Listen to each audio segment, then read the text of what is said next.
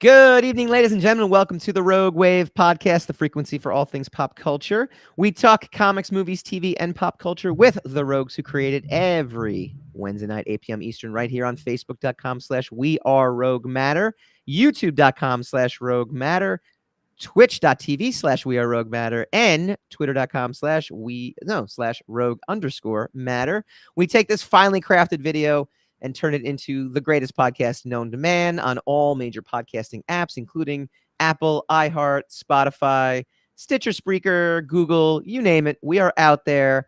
I am your host, Michael Dolce, as always, joined by my cohort in crime, the internet is a hellscape himself, Mr. Hassan Godwin. How you doing, sir? Yay. It's great to be back.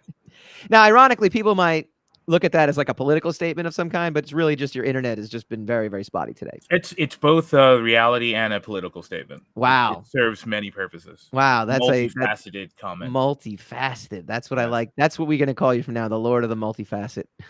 And going forward. I'll take it. Actually, it's not bad. It's not bad.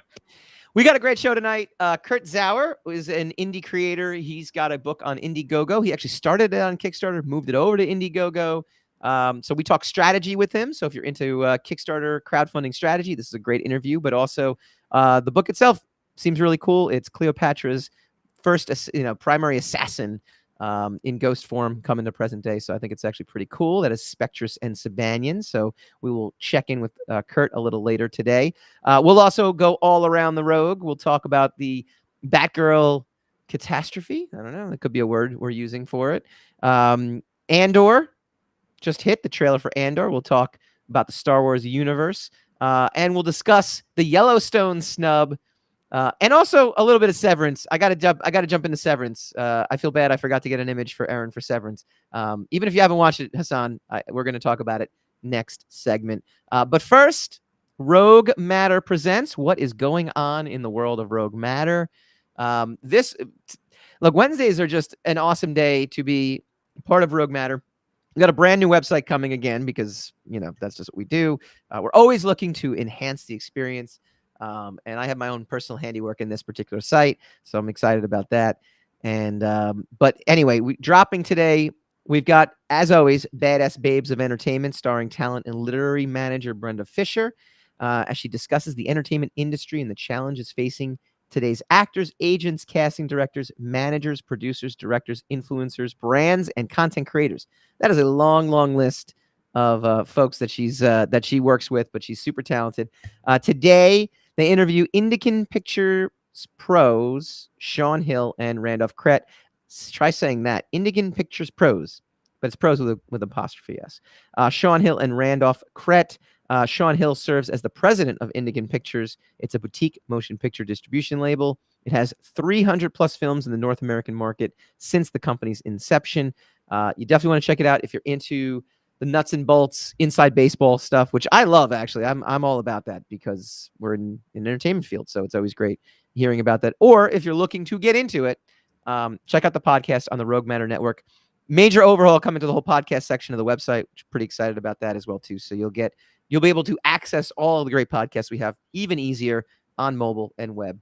Go to roguematter.com soon. Right now, it's got a little bit of a mess.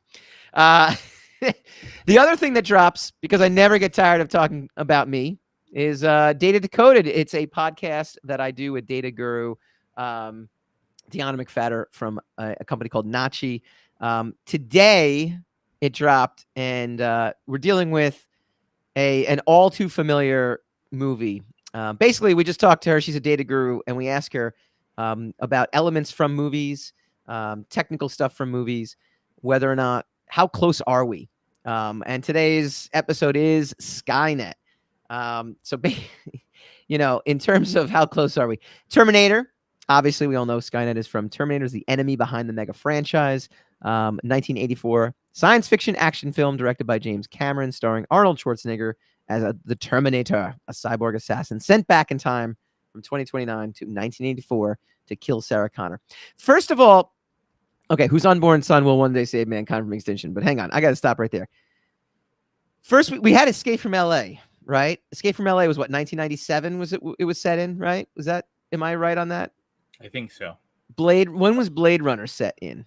Blade Runner was in 2020, I Yeah. think, So or 1999. I don't know. I think it was. I think you were 2020. right though. I think it was like 20. I think it was like 2017. We'll have Aaron Google it or something. Maybe she'll be able to figure it out for us, or maybe our listening audience or caption audience. Because I know the next one was 2024, and that was like 20 years later. Yeah. So maybe 1999 to 2020, something. 2019. The film is set in a dystopian future, LA, of 2019. So we have now officially passed both Escape from LA, and Blade Runner. And we are 7 years away from getting to the point of actual Skynet. 49. Yeah. All right. She was right. Well, I mean, we already missed the landing of Marty McFly 7 years ago. So yes, you're very true. So for all the Gen Zers who listen to us, which might be like 5, you will one day experience future set movies that you know and love, and then go, oh crap, we're here. That's now. why when you write your fiction, don't write your fiction within your lifetime. That's all. That's how you avoid that. Then Fair it's enough. charming. Then 100 years after you've died, and the time you wrote about comes around, and nothing that you wrote about is actually happening. Right. It's actually charming, as opposed to, wow, you were dead wrong. Although Robert Zemeckis and what's his name were almost right about the Cubs winning the World Series. They came so was close. Parks and Recreation. Parks and Recreation set their season finale like 3 years into the future, and they got it right. There you go. So definitely, I mean, a little scary. Reason. But the other aspect to Data Decoded that we talked about, though, was how close are we to Skynet, artificial intelligence? And we talked specifically about a lot of We're stuff. Already there. Well, Facebook and Google, having to kill their AI programs because they became sentient, things like that kind of came out where we're like, uh-oh, like we are like, it's weird, right? Because in a lot of ways, these futures or dystopian futures, or before they become dystopian, before they become like, war set apocalyptic ones, are usually a lot more like technologically advanced than we are when they introduce like the AI concept. So it's like flying cars, conveyor belts everywhere, things like that. And so AI almost kind of, fits right in. But I would say our geology, our actual, topography still is kind of like old school Earth. We still have trees, we still have mountains, we still have like cars like on the ground, buildings that, aren't like Cloud City buildings and things like that. Although we're getting some of those now too, if you go to like Dubai and things like that. But here we are. Like it's almost as if all of the future developers of the world watched the movies like 30 years ago and it's like, I want to develop AI. No one looked at it and goes, I want to develop Cloud City buildings.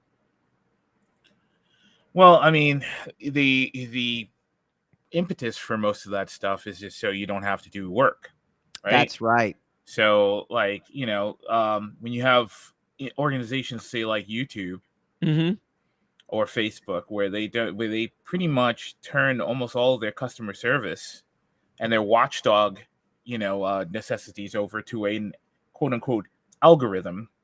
That's taking the human element out of the watchdog monitoring of so we're already there. As long as there's people who don't want to do the tedium of maintaining whatever technical empire people come up with, then we're going to have AI. Yeah. There's also in Terminator the idea of robots and things like that. I know recently didn't like one of the robots like attack. It was like they were playing chess and he like attacked the other human player. It was like, you read these little tidbits and I laugh. Meme though, wasn't that a meme? No, it actually happened.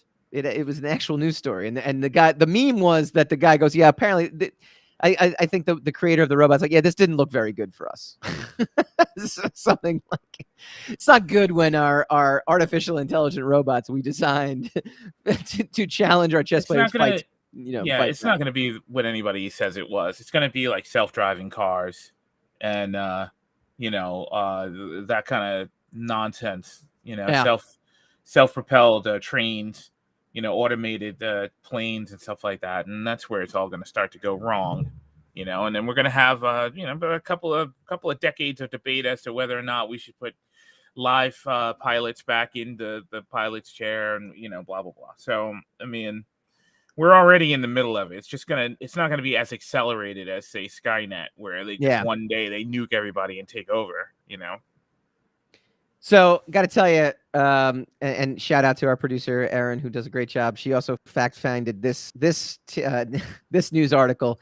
Terminator fans lose it when woman named Sarah O'Connor tweets about killer robot. Sarah O'Connor, a robot has killed a worker in a VW plant in Germany. Please keep John Connor safe. He's the only hope we have. Was a lot of the replies we got. So we're here. That's it. We got the moment. We've got the official Terminator moment where Sarah O'Connor has warned us. We're off by one vowel. Yeah, close enough. Close enough.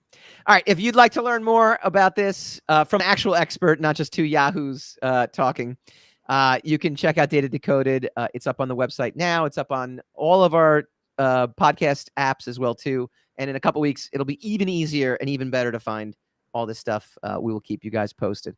When we come back, we go all around the Rogue. We've got some disturbing Batwoman news, or Batgirl news, I should say. We got a very promising looking Star Wars trailer, and we've got an article sure to agitate Hassan because he hates talking about social media. When we come back.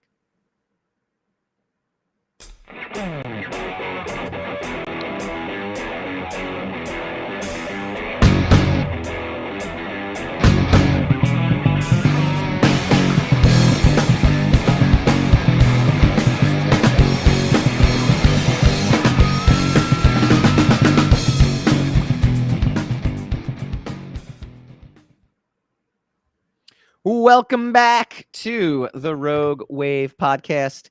I am constantly striving to just do better on this show, and I've created this wonderful segment called All Around the Rogue, where we go all around the world and find the news items that everyone's talking about. And it's also a way to keep us lazy because I don't have to actually name like segment. I just do one blanket segment all in one. So as my stock and trade goes, I have both made the show better and do less work at the same time, which I think is just a great success. What do you think? Yeah. It's as good as it gets. Before we get into that, though, I got to tell you, I know. Have you seen? I know you don't have Apple Plus, but have you seen Severance? Did you watch it at all? We've talked about this. No, I have not. No, I know, but since last week, we talked about it last week. Sometimes I wasn't home, so no. All right, can't recommend this show enough. Now, ironically enough, I am proof that advertising works because I was at San Diego Comic-Con and there was a big graphic of it up on one of the hotels. And I said to, if you tuned in last week, we talked about it, but if this is your first show, you'll hear the story for the first time.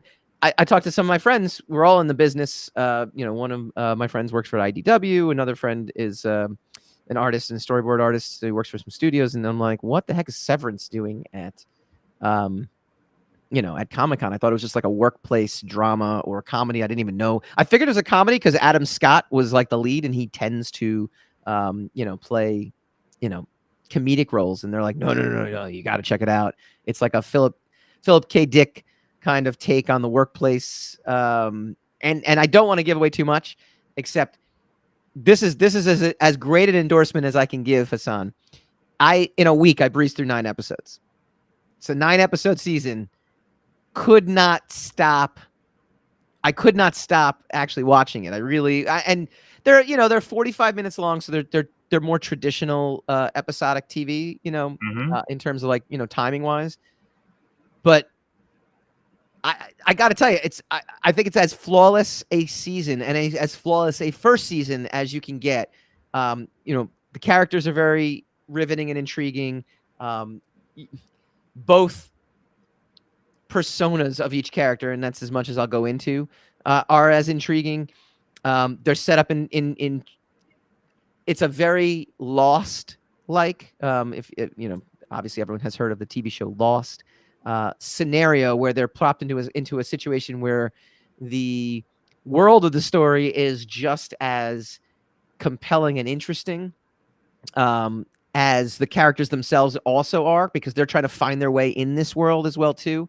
But unlike Lost, each episode is peeling away an onion and it's a very deliberate like direction by the end of the first season. By the end of the first season, it ends on a cliffhanger, but it's a very deliberate cliffhanger where to me, I would sit there and say it's a flawless first season. So all the Emmy nominations that show got, I 100% understand why it was extremely compelling, both in the concept and also the execution, and also the characters and the actors themselves. So can't recommend it enough. So if you can get someone's password for Apple Plus, I definitely I highly recommend pirating it just to check it out. Oh, we don't do that though. But, no, of course not. Well, password sharing, it's friends and family. I'll see about it. I'll try to check it out. If anybody on the chat, please chat in. I will respond back to you because I think it's a fantastic thing. All right, let's dive into some happy news. We got a new Star Wars trailer for Andor, which is based off. It's a prequel to Rogue One. Is this a safe statement, Hassan? Rogue One was the best received post Disney Star Wars anything, both streaming and in the movies. Is this I don't know. I don't know if that's safe because a lot of people like The Force Awakens, but I mean, I would say it's on par with The Force Awakens as the best received Disney product next to The Mandalorian. Ooh, yes. Okay, Mandalorian. I would say Mandalorian is probably in my mind. Rogue One was first, though. Rogue One. No, understood. Yeah, understood. But in terms of well received, Mandalorian is probably. You could make an argument that Mandalorian was even better received than Rogue One. But we'll narrow down it. The movies definitely the best received movie post Disney. I mean, like I said, The Force Awakens made $2 billion. So, I mean, a lot of people were very enthusiastic about. I mean, everything. The bed got set on fire with The Last Jedi. Yes. And then ever since it's been it's been a running dogfight. So I don't know if it's safe to say that Rogue One is better received than The Force Awakens. Or was better received than The Force Awakens. Maybe The Force Awakens takes a retroactive hit because of The Last Jedi. True. So I don't know. I think now it's probably considered Disney's best movie. I would think so, Disney's right? best Star Wars movie. Yeah, I think so. Who knows? I would. If I heard someone say that, I wouldn't think that was BS. Yeah, I agree. So now we got a prequel trailer, a prequel series that's debuting in September. My initial reaction to it, I got to tell you, post Obi-Wan, I'm actually, when I watch shows, a lot of times I will get an instant reaction to it, but then maybe a few days go by and it either gets better in my mind or worse in my mind. And Obi-Wan to me I don't want to say got worse, but yes, it has actually gotten worse. I don't want to say I didn't like it. Like it didn't get worse to the point where I didn't like the series. But I didn't feel it was very real. I didn't feel it was really deep. I didn't feel like it really moved me in any way, shape, or form. I didn't feel like, my post watching it reaction is kind of like, all right, whatever. But I watched Andor, the trailer for it, and it brought back those feelings of optimism that I had for the Disney Star Wars universe from watching Rogue One. And so in that respect, I'm actually very excited to see what they do with this. There's something about the look and feel of Rogue One also. And I felt this way about The Force Awakens too, where it just felt a little grittier than some of the aesthetics we've seen in some of the other shows. Even Mandalorian, which I think does a nice job of kind of balancing, maybe the cleaner, polished look of the prequels with the grittier original trilogy. But the trailer felt a little more serious. Like it felt a little deeper than I think what we got with, the Obi-Wan series. And almost to an extent, the Mandalorian series, where I feel like Mandalorian deals with the Jedi aspect of Star Wars, whereas Rogue One deals with more of the, Empire, more of like a war. It's almost like a war story, right? It focuses more on the rebellion and the Empire. Obviously, that's the main fix of it. But it's nice to see, like, it's a good reminder that there are different elements to the Star Wars story than just Jedi, which are awesome. We love the Jedi. Those were my immediate takeaways from watching the trailer. I don't know, what were your reactions to the trailer? You spent more money on it. Ooh, yeah, I could see that. I mean, it looks like Rogue One. Mm-hmm. It looks like it's the plot is a little more intricate. They're probably going to have to work a little harder because Cassian Andor, though he's known, he's not, he's not an immediate intriguing visual like the Mandalorian in that armor. He's not Boba Fett. He's not Obi-Wan. So he's gonna, it's gonna take a lot more character building to kind of bring him to the forefront. Also, there's a lot more of a challenge to this series because, some people will say, we already know how he dies. So, like as if the person's death is the only thing that's out any character. I don't know. Right. I never understand that logic, but so they probably put a lot more, theoretically they put a lot more into the production value and into the lore of this particular character, and it seems to be on display in the trailers, but we'll see. To respond to what you said, I think for me personally, depending on how much and how deep we went into a specific character or character arc, the outcome does play into whether or not I'm interested in more stories about them. I'll use Black Widow as an example, right? I thought the Black Widow movie suffered from the fact that we knew, she dies. This is almost, inconsequential, with the exception of now we introduced her sister, which is really what it was, as a pass the torch movie. Only because we got a lot of Black Widow in the Avengers movies. We got a really compelling arc, in terms of her relationship with Hawkeye. We got a lot of juice. For Andor, I actually agree with you in this particular case. I don't think his outcome factors into my enjoyment of this series whatsoever, because what it's doing is it's building this world that we've been introduced to, but really only got a brief glimpse. I feel like there's so much more to the apple to bite off of in terms of this particular Star Wars pocket universe. So I'm agreeing with you in this particular sense. The outcome in this particular case doesn't impact my curiosity as to where he came from and what his world was like, because it's going to just keep kind of expanding, that kind of window. So, in that regard, I'm kind of looking forward to it. All right. That's an optimistic, that's some optimistic news. We're gonna go on to a little bit of negative news. Warner Brothers Discovery will not release Batgirl theatrically or on HBO Max. They have opted not to release Leslie Grace's Batgirl film in theaters or on HBO Max. And it's been in development since 2017. Various changes happened to the production and the script, which was eventually written by Birds of Prey writer Christina Hodson. In 2021, it was revealed HBO Max would be helmed by Bad Boys for Life directors Adil El Arbi and Bilal Fallah.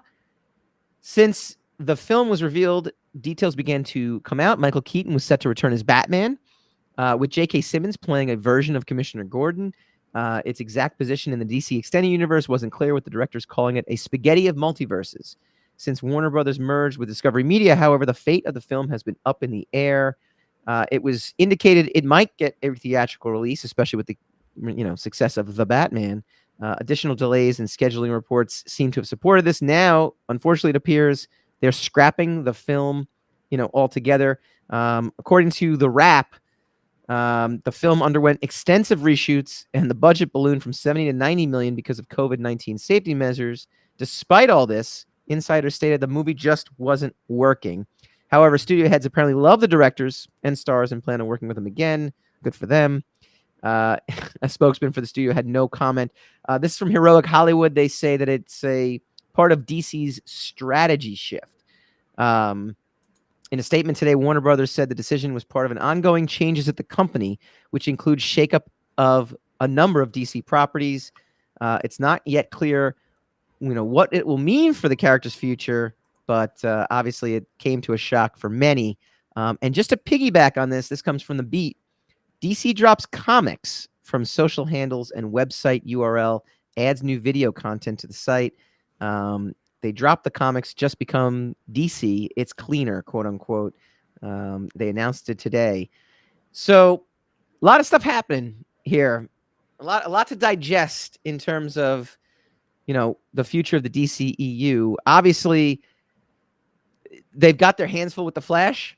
I know that the Warner Brothers, that the actual TV show Flash is coming to an end, but I don't think that has anything to do with the trouble Ezra Miller is going through. But I think it's all related. Yeah.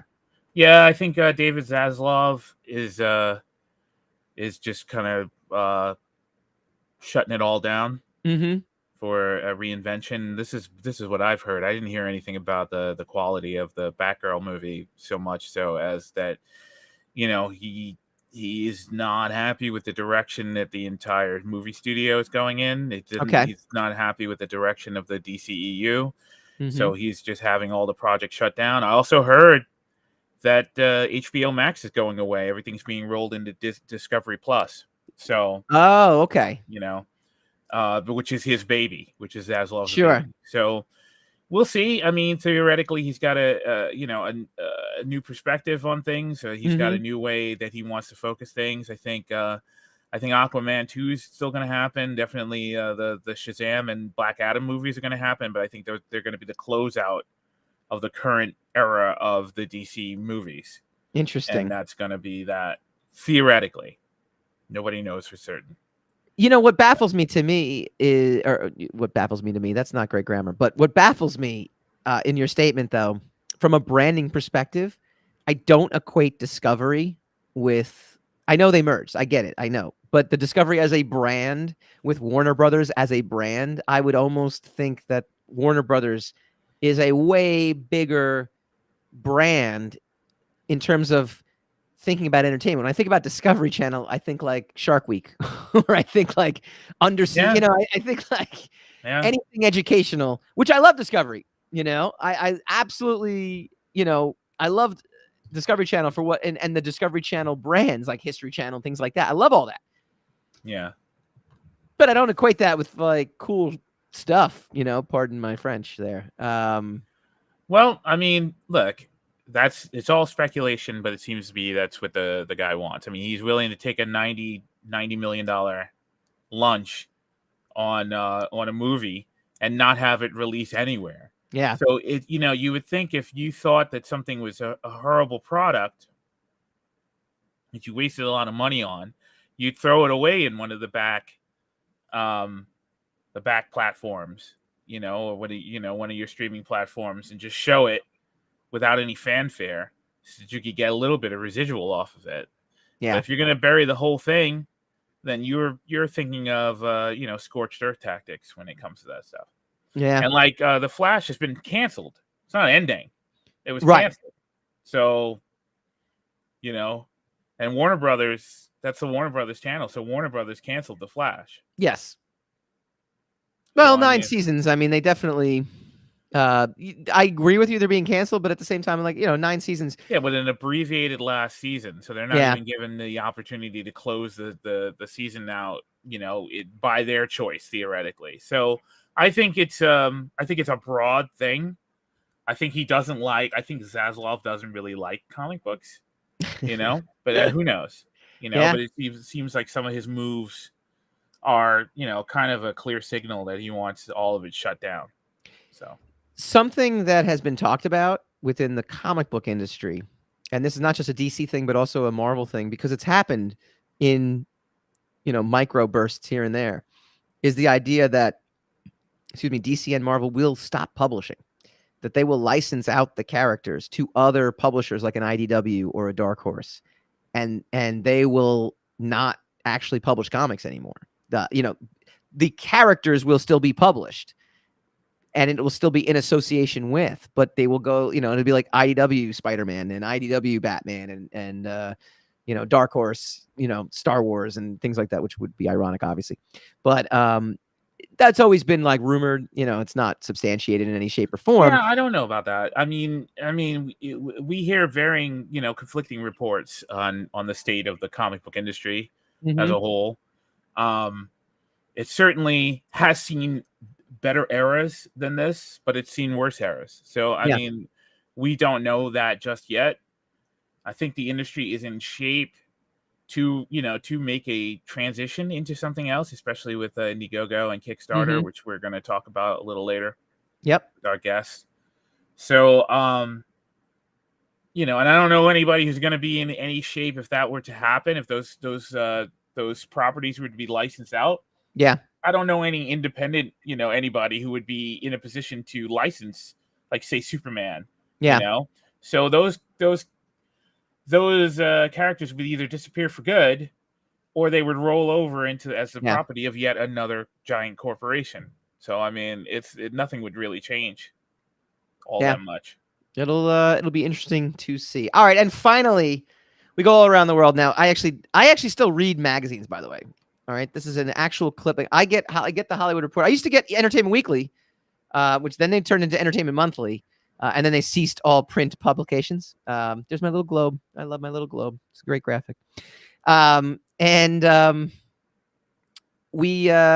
I got this. I was actually just doing some reading today. Let me ask you a quick question here. This is very important stuff. Bathroom reading. Are you a bathroom reader? Are you a pro or a con for bathroom reading?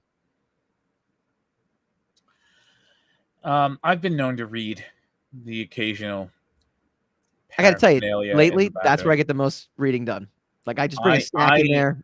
I don't know if I'm against people reading in the bathroom. I'm against people storing reading material in the bathroom.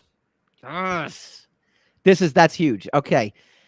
I've thought about that, in terms of, because I feel you, I get it, because sometimes I'll bring the stack in, then I'll leave, I'll come back, the stack's still there the next time, and it's like, well, this is very convenient. And then if you have house guests, that encourages them to linger in your boudoir. That's very true. Well, no. So I have a basement bathroom, which tends to just basically be my bathroom, and so that kind of works out really well. And even the house guests, they use the upstairs bathroom. This is I'll drop some magazines, though, in the upstairs bathroom. I will leave magazines. This is the news we need to know. I'll leave magazines. So put in the comment field. What do you, pro, against? Do you leave material? Anyway, so I left a Hollywood Reporter that I got recently up there, and I was reading today, and I saw this article. And I thought this is really fascinating. Someone stole it from you. What's that? No, from the doctor's office. Yes. No, I'm saying someone stole you left it in an upstairs bathroom and one of your kids stole it. And you didn't have an article to read for work. I've been complimented on my bathroom reading materials, though, by the way, because it's usually a lot of magazines, a lot of catching up, so people have a good time. I should not have entertained this.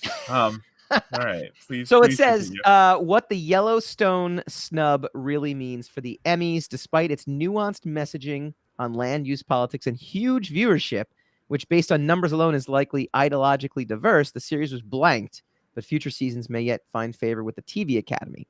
And it goes into detail. It just talks about, there's a show, Yellowstone. It's on the Paramount Plus network. And it's huge. I mean, it's like an 11 million viewership before streaming. It's very well done. Kevin Costner is the star of it, or supposedly very well done. I confess I don't watch it. Yeah, it's well done. Yeah. And it got snubbed at the Emmys, and people were kind of sitting there saying, it gets more viewers than Succession, which gets huge ratings. Severance, which I loved, and I brought up earlier, obviously it's got more ratings than that as well too. So it almost feels like the Oscars debate, where the movies that no one sees are the ones that get all the accolades, kind of thing, and people kind of complain about it. And this seems to be the TV equivalent of it. But I found this nugget interesting, and I thought I'd bring it up because we've had so many discussions about this, and what I think it shows. What sets Yellowstone apart from those other nominated series is that it doesn't get endless coverage on pop culture websites. Sheridan's media reticence hasn't helped. That's the creator of the show. Unlike Stranger Things and Euphoria, with their Gen Z audiences generating memes in real time. And then it goes on to say, TV is no longer a monocultural medium. Gone are the days when Maude's abortion and Ellen's coming out extended the boundaries of what could be seen and talked about on air. The politically polarized debates on All in the Family can now be found 24/7 on Twitter, where anyone can join in. The very special episode trope that used to surface hot button topics to the masses are no more. And even if there were water coolers to gather around in this never-ending pandemic, good luck finding someone else in the office who's watching what you're watching. I think we've previously talked about a number of things. There's a lot of points that we kind of covered over a bunch of episodes. And one of the points was, well, social media is not real and studios shouldn't follow it. And I still think I agree with you, right? I agree with you in the sense that. But now what I'm thinking is there really is this, like, to use Stranger Things as a great analogy for it. There's an upside down world. I think the upside down world is social media now. And it is the fact that the people who cover this kind of thing, not just in TV Academy, but journalism, entertainment journalism, they're living in the upside down world of social media now. And so if it's not big on social media, if it's not something that is popping up constantly in their feed, they don't think it's real anymore. And I think you and I, because we come from Gen X, we have a distinct, I think, delineation as to what is the real world versus what is social media, because we lived in both worlds. We're the sandwich generation that can use a rotary phone, that remembers rotary phones, but can use technology as it's intended, not, and not be like technophobic or challenged as boomers can with technology. And now I think these next generation of people coming up, I mean, Gen Zers, millennials are now on the way out, much as Gen X was before them. It's really all Gen Z. It's people born in the year 2000 are now the ones graduating college and, entering the workforce. It gets a little interesting. I think their world is the upside down world, and it's creeping into the real world now. Do you agree with that statement, or you don't think that's happening? I believe time goes on, and they are moving into a more prominent position of pop culture relevance than say Gen X, and definitely Gen X and the millennials. But I don't know. I don't know if we can equate that into Emmy snubs from for Yellowstone. I don't know if I make that correlation with you. I don't disagree with that. I do, I mean, The Walking Dead has been around for 11 seasons, mm-hmm. and they've only got 2 Emmy nominations in the entire decade. So, I mean, I don't think it has anything to do with Yellowstone. I don't think it has anything to do with memes. I think it's nonsense. I think that theory is nonsense. Okay. I think to me it speaks to a broader thing, and I love I was thinking about this the other day, though, the very special episode. Like, we don't have the very special episode anymore. There is no such thing as that anymore. And I remember those days. I remember, like, it's a very special episode of Blossom this week, or a very special episode of Full House. And it's funny because when I would see the ads when I was a kid, it always used to signal that this was going to be an episode that I didn't really want to watch. Do you know what I'm saying? Yes, I am dating myself. And that's okay, because I date myself every night. Those episodes to me when I was a kid were kind of a turnoff. Like, I actually didn't like them. I always thought to myself, like, oh, this is gonna be a serious issue. And I always thought to myself, even as a kid, I'm like, all right, I'll watch it. And I remember the big one for me. The big one for me was the Growing Pains episode, the Jesse episode, when played by future Chandler, Matthew Perry, where he died. He got into I think he was drunk driving, or was it the daughter was drunk driving?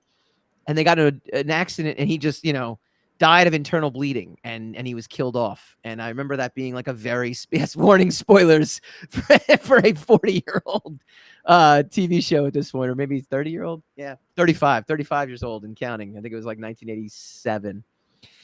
I remember that to me was the most first episode of Full House came on it premiered the day I started high school. So what was the very special Full House one? I don't remember exactly, but I remember that I'm just saying, like, we're going, we're traveling back in time, mm-hmm. So I don't know. I think these I mean, when's the last very special episode that you remember? What's the last one you ever saw? That the one I just mentioned with Growing Pains is the most striking one. It's the one I remember How in long memory. has Growing Pains been off the air? No, I get it. I totally get it. Yeah, but I remember, he mentioned the article writer Tyler Coates mentioned the Ellen coming out, and that was in '97. I remember that as well. I think in the 2000s, sitcoms went through a whole, because it used to be sitcoms, right? It was always the very special episode was like the serious episode where it would stop being funny for an episode, We got 1992 is when Growing Pains went off the air. No, and then in the 2000s, people kept saying sitcoms were dead, and then it became the single camera, Malcolm in the Middle approach, which people can relate to because they watched WandaVision. WandaVision did a nice history of sitcoms, basically. Arrested Development was another sitcom. Seinfeld. I think Seinfeld actually killed the very special episode because Larry David's entire thesis was, no hugs, no lessons. That used to be the formula of 80s sitcoms a lot. They'd always learn a lesson by the end, and then they'd all hug, and then the camera would kind of roll. Yeah, which kind of wrecks the current mantra that there was no messaging in original, pop culture material. There was messaging. There was messaging. It was a little more subtle, but I actually no. Forget the messaging being subtle. Depends on what the message is, I think. Wait, forget the messaging being subtle. I think this is what I liked about this article though too. The fact that anyone can go onto Twitter and just 24/7, have these polarized debates. I think that is something that I'm glad we didn't have, and I think ruins a lot of the messaging, because if you listen to the creator, or if you go on social media, and obviously look, it's a choice for a lot of people, they can go or not go on social media, and you go under the hood, so to speak, and that creator is very politically active, either left or right, and then you watch what they produce in their art, it's almost impossible not to see the message sometimes. That's why I'm watching Severance, and there's obviously commentary on corporate lifestyle in Severance, but there's also really cool sci-fi Lost-like adventure, and I think when you tune out the noise, so to speak, if you're like, I'm not feverishly going online finding out what political persuasion Ben Stiller, who's like one of the EPs and very famous actor Ben Stiller is, I'm purposely not. I don't want to know. I don't want to know what their thoughts are on corporate culture and corporate, our capitalism and all this other stuff, because I just want to enjoy the show. And any messaging I get from the show, I will let it seep into me. But I want to buy it. I don't want to be sold to. And that's, I think, the problem with social media is, it's almost impossible to separate the two. And I think a lot of times people, and I'll say myself included in this, end up feeling that they're selling rather than me buying. And I always said that I'd rather buy, not sell. If you have a message, I want to be in on the message. I don't want to be, talked down to in that. Well, so how do you correlate that with the mantra of always be selling? How do you not be selling something? How do you have a primarily buyer's market when the mantra is always be selling? What you mean, our show's mantra versus? No, that's a mantra in general. That's a capitalist mantra, right? So how is it that we're going to always be selling, yet people desire a buyer's market only when they deal with social media or they deal with their pop culture paraphernalia? How do we correlate that? I think there's two separate things though, right? When I say always be selling, or if we follow that mantra, I think that tends to be go buy this stuff, go pick up, go purchase stuff, go actually make a transaction, versus in the messaging where I would rather buy than be sold to in a messaging. And I got to be honest with you, those very special episodes I always felt sold to, and those were the episodes that I tuned out the most. So that's probably why they went away. That's probably true. So why are you lamenting their passing? Oh, I'm lamenting in the sense of a simpler time when we weren't constantly bombarded with messaging on social media, in general. And again, all you got to do is stay away from social media, and you will not be constantly bombarded. I agree with you. 100%. But unfortunately, and that's the one thing that they also said, though, it's good luck finding someone else in the office who's watching what you're watching. And I think that's something too that, unfortunately, we live in this world now where people are it's not just information, they're consuming different pop culture. I'm lamenting the days where okay, hold on. If there's too much messaging in your pop culture, mm-hmm. The way things are now, you can always change the channel and find something that doesn't have message, or either has no messaging or has messaging that you agree with. But if you turn the dial back to a simpler time, mm-hmm. then basically all the messaging is pretty much going to be, stuff that you cannot get away from. Then you're at the mercy of whatever prevalent, mental hysteria of the day pervades the pop culture. Whereas now you have your choice. You have you have a broad spectrum of things to choose from. You're talking about but you also have the noise. That's the thing. I think that's you don't what I'm have to listen about. to the noise, though. We've already established that. You're not, but I think that's the problem. Yeah, no. I chose not to. Right. You can choose not to. If you're suffering under the tyranny of the noise, you can choose to get away from it. If you don't get away from the tyranny of the noise, then it's not really a tyranny as far as you're concerned. No, so I don't. It's just strange. Again, I'm not saying it's tyranny, but I am saying that was my word. I use that word. Oh, good. No, I know, but I'm just saying that I don't think that I'm just saying that I'm personally not saying that there's the tyranny of anything that we're compelled. I agree with you. I agree that the simplest solution is to block out the noise, and that's what I'm choosing to do with a lot of this stuff. However, what I'm finding in general is that other people are not making that choice, and it's tough. It's tough in general. They'll learn.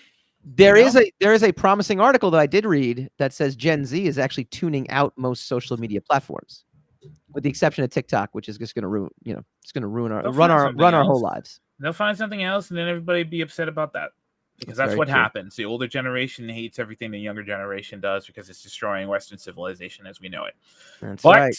You could choose not to be part of the cycle. Well, we'll see how that goes.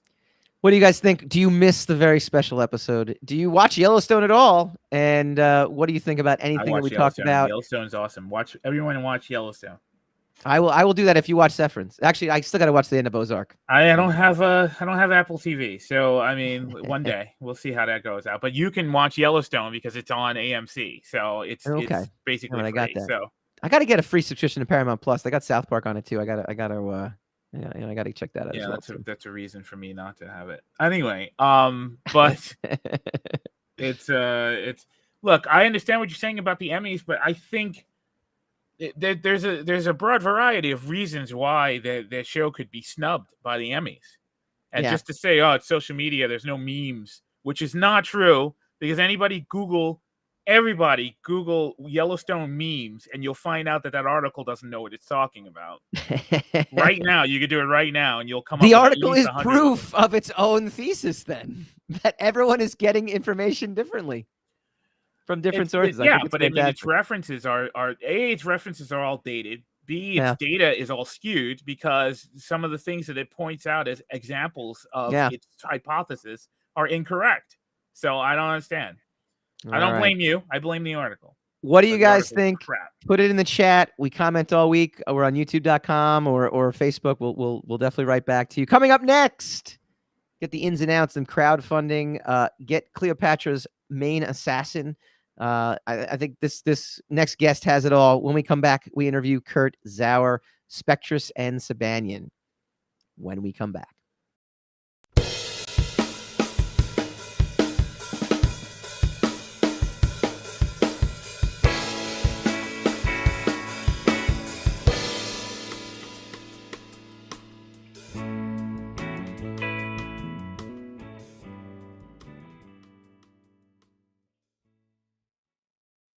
Welcome back to the Rogue Wave podcast. Happy to be joined by Kurt Zauer, comic book creator and creator of Spectress and Sabanion, issues 1-4.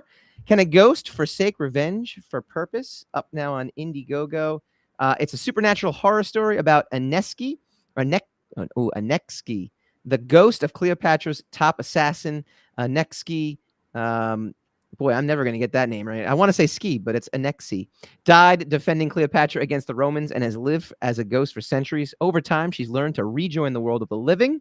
She's at the cusp of finding purpose in the modern world, but is bound by an ancient curse to a demon named Sabanion. As Anexi pushes more into the world of the living, she must drag Sabanion with her. Kurt, how's it going? It's going well. How are you? Doing good, doing good. Welcome to the show. Happy to have you on. Thanks for having me. Tell us, this is my first question as a seasoned crowdfunder myself. Hassan and I have a crowdfunding comic book up on Kickstarter right now. Why go to Indiegogo? I see that you started on Kickstarter and then moved to Indiegogo. What was the strategy behind that? Well, I've like you say, I've done a number of just Kickstarters so far, and they've all been successful. And I've heard from other creators that the kind of that next step, it's my issue 4. So I'm kind of ready to keep pushing, So the next step is to move over to Indiegogo and maybe find a new audience there. So it's just a way to maximize my exposure to potential fans. So issues 1 through 3 was on Kickstarter, and this is a brand new issue, right? It's not a collection, or it's not like a revamp or anything like that. Correct. Yeah.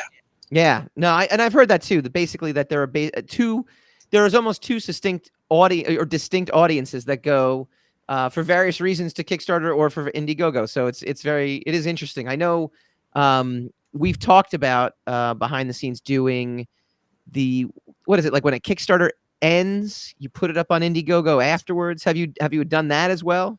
Right. It's called Indiegogo In Demand, Mm-hmm. and they basically roll over your settings and even your funding from Kickstarter into Indiegogo.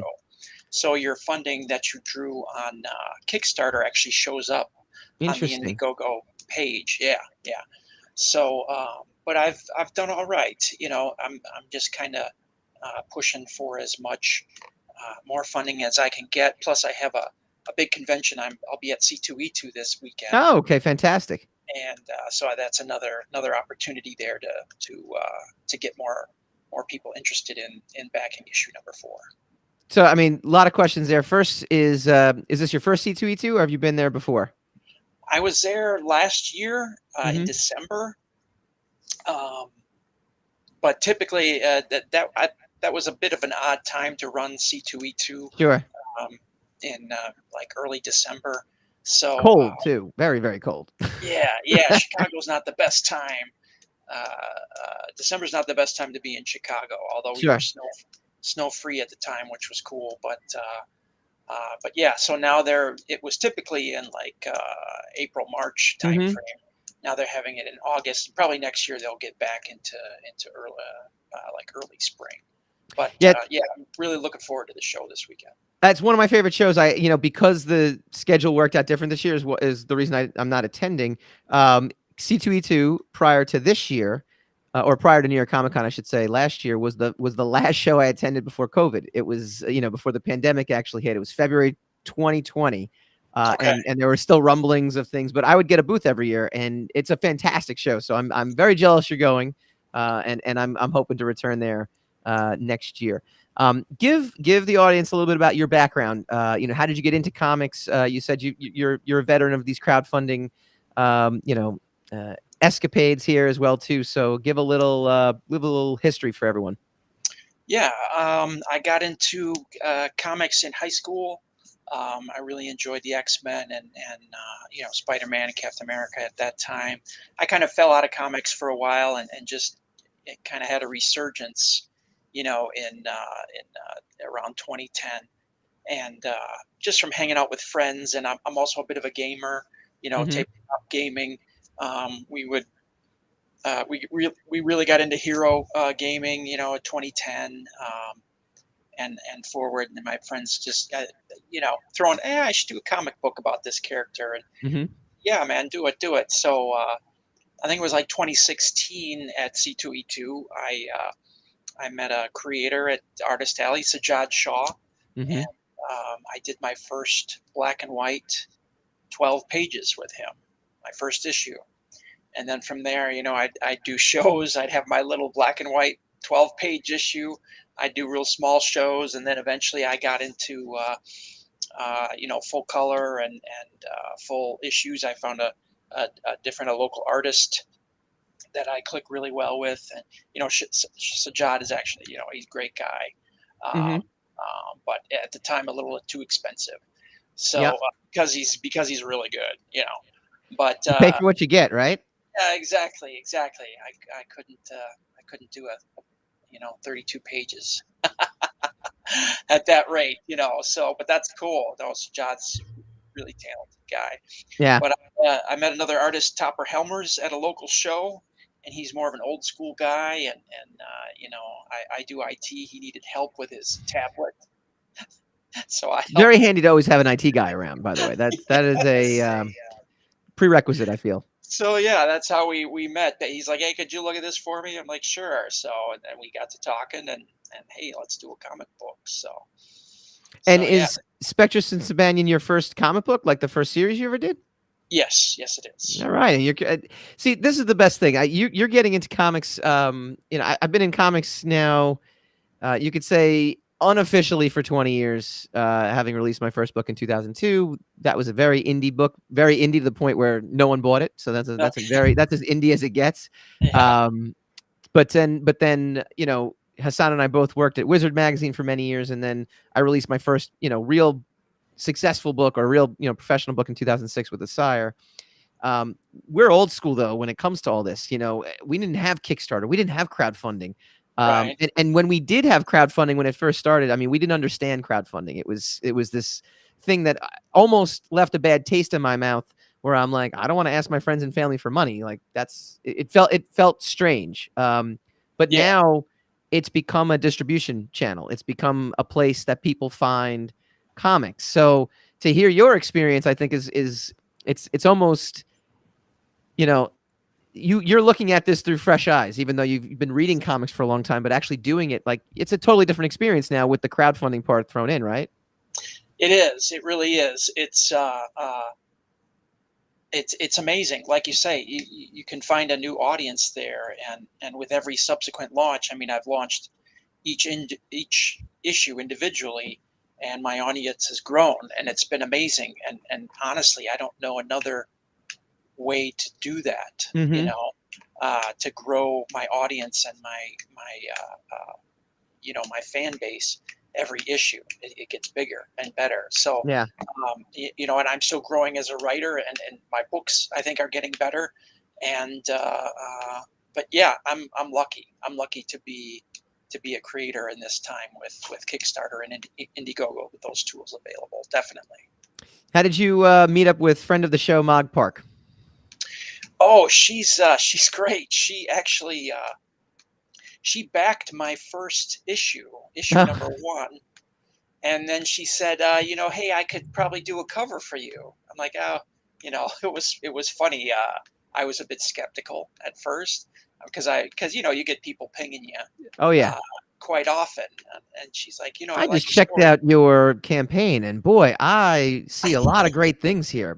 But I know how I can help as a marketing expert. If you just give me a whole bunch of money, I will reach out to, and then bullet point. Yes, we get the email. Oh, exactly. Oh, you know how it works. But then I found her on Facebook, and I saw her Danny Moonstar Samurai art, and I said, yeah, you know what? Yeah, you can do a cover for me. That's going to be awesome. And so on since issue 2, every issue she's done a cover for me. So we were doing it actually in a tarot card series.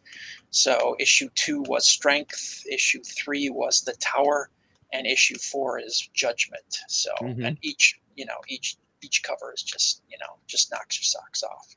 Cool. Yeah, she's done covers for Rogue Matter with Time Trader. She did a cover for me for The Sire. She's fantastic. She does really, really amazing work. But what I love about her, and this is something maybe you can speak to also, not just her, what I'm finding are that these artists are also excellent promoters. Like, they're actually engaged, to whereas again, like your job as an artist used to be just draw, and now it feels like it's that was what struck me was with working with her. I'm like, okay, I'm paying you a cover rate, but I'm also getting an extra bit of promotion besides just your work and your name.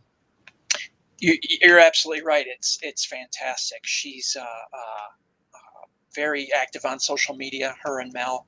And yeah, I can't say enough about how much they've helped, with exposure and things like that. I actually got to do a show with them. I got to do Fan Expo in Chicago. Oh, cool. Yeah. So we bounced people back and forth between our tables, and that worked really well too. So yeah, it's good to have the great art, and then on top of that, the great support as far as exposure in social media. Definitely. How easy, hard, medium is it to continue a series? First of all, is this a limited series? Is this going, or is this an ongoing? My goal is for this to be ongoing, and as long as people are interested and still want to read it, I will have issues for them.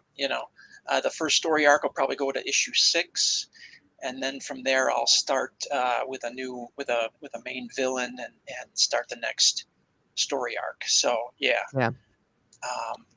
How easy or hard is it, do you think? Because in traditional comics, Diamond would work this way. It would be, you're going to get X amount of orders for your first issue. You're going to get half the amount of orders for your second issue. Then you're going to get half of that for your third issue. And then hopefully by your fourth issue, that that number ticks back up again because people have now read the first issue and want more copies.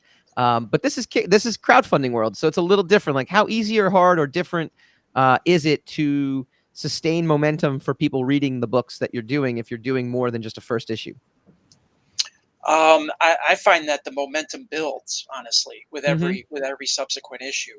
I've been, my first launch was very, I should say, not very ambitious. I kept everything real low. I think it was like $1,250 is what I wanted to raise with issue 1, and now I'm on issue 4, and the Kickstarter raised over 7,000. Wow! So I'm ecstatic. I really am. And I think, and just like you say, with Diamond, that first issue, everybody wants a piece of that, but then, orders fall off. Where, in Kickstarter, it's just the opposite. The more you launch, the bigger the fan base, and I think the more funding you'll pull in. Yeah, absolutely. It gets exciting about that, and I've always been afraid of doing things like that, but the next, issue of Sire I'm going to do is going to be issue 14, and I'm just going to put it out there as it's in issue 14. Whereas, previous, it's very scary to do like that, but now because I'm getting that reaction from you and from other people like you. It's like, no, just keep putting the next issue out. They know it. They know what's happening. Let's get into the story real quick before we let you go too. One thing I noticed also, which I like about this though, is your story is based in, I don't want to use the word public domain, but it's essentially public domain because it's Cleopatra. It's a known historical figure. How has that helped you in terms of just attracting an audience? Because as soon as I'm reading it, I'm like, wow, Cleopatra's top assassin. I'm like, that's really cool. I know, I'm a history buff. Ancient Egyptian history, that's a certain genre. That's a certain, it paints my mind. Cleopatra is a forget historical figure. She is a famous historical figure. But then the thought that is her top assassin, I'm like, I never really thought about that. I thought it was a unique spin. How has that helped in terms of bringing people in? Well, I think there's, like you say, there's quite a mystique around ancient Egypt and the art. Everybody knows what Egyptian art looks like, and hieroglyphs and mummies and sarcophagi and just that flavor and that mystique that surrounds ancient Egypt. I'm obviously a big fan of it, and I think people are interested in that. I do keep it. I mean, it is a modern story, but I wanted a hero from that era. So instead of kind of the Eternal Warrior idea, I went with her her being dead, her being a ghost, Yeah. and living through history.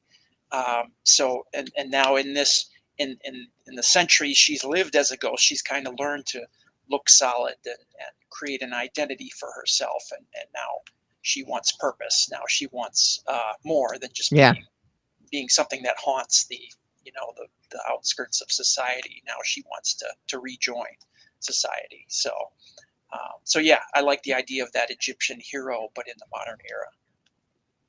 Well, I am officially your next backer on Indiegogo, and I'm looking forward to catching up on the series. Like I said, I found it very intriguing. Again, how it's rooted in history and based on that. So I'm looking forward to the books. Tell everyone where they can pick it up and where they can find you online. Well, thank you so much. You can find me on Indiegogo. It's called Spectress Sabanion. I guess that's a mouthful, but if you just go to Indiegogo and search for Spectress, you should be fine. You'll find the project. It's doing really well. You'll see MR Gunn's fantastic art, and I have. That's Hassan calling. He's trying to get back in. For our listening audience who listen to us on the podcast, he was terrified of Cleopatra, and he decided to get going. But no, he's all right. The ways of the internet. Let me just mute that right now. How about that? Okay. So yeah, just search me on Indiegogo, and I know you've got the link up there. Yep. And yeah, you'll find me. And, all right. And hopefully the story intrigues you. Kurt, thank you so much. That was Kurt Zauer, Spectress and Sabanion, issues 1 through 4. Go get it on Indiegogo right now. And when we come back, hopefully Hassan comes back and we will put a bow on tonight's episode. Thank you, Michael.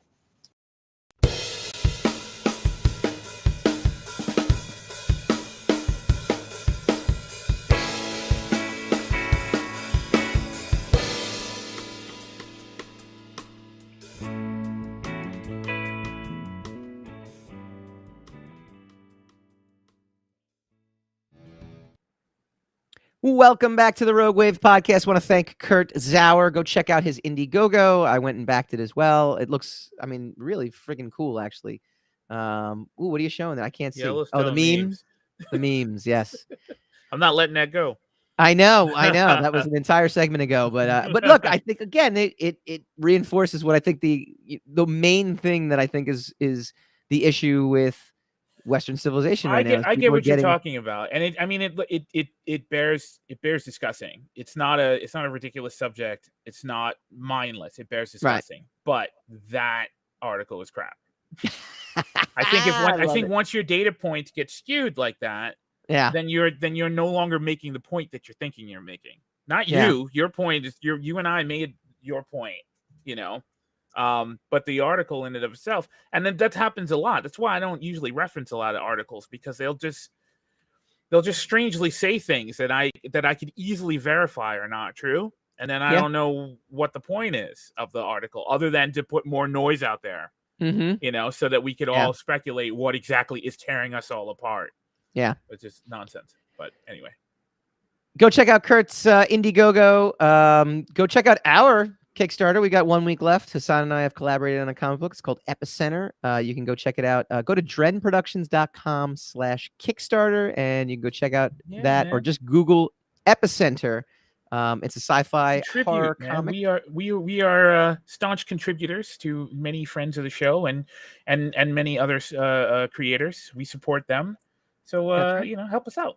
Hey, there you go. It's a sci-fi horror comic about a high school senior who discovers her boyfriend is more than he appears. Stay close or stay dead. Kind of like the eye of the hurricane. Anyone within close proximity to Matthew Somers stays protected from a feral group of aliens out to get them. Now the question is why. It's got a cool twist. I wrote it. Trust me, it's got a cool twist. You'll definitely like it. It'll be very Severance influenced as well too. Oh boy. Now we all have to watch that show. Darn it. I know. I'm telling you, man, you're going to have to. It's pretty awesome. All right. We'll see. Next week, we've got the badass babe herself. Brenda Fisher is going to be on our show. There will be some more pop culture muses and droppings as well, too. So stay tuned, and we will see you all next week.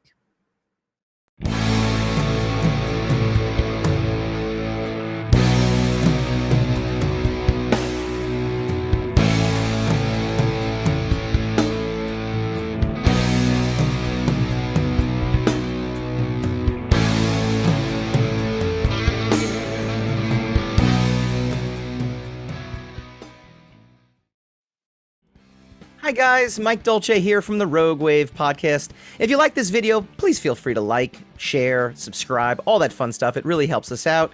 Leave a comment, let us know what you'd like to see in future episodes, and tune in every Wednesday night, 8 p.m. Eastern for a brand new episode of the Rogue Wave podcast.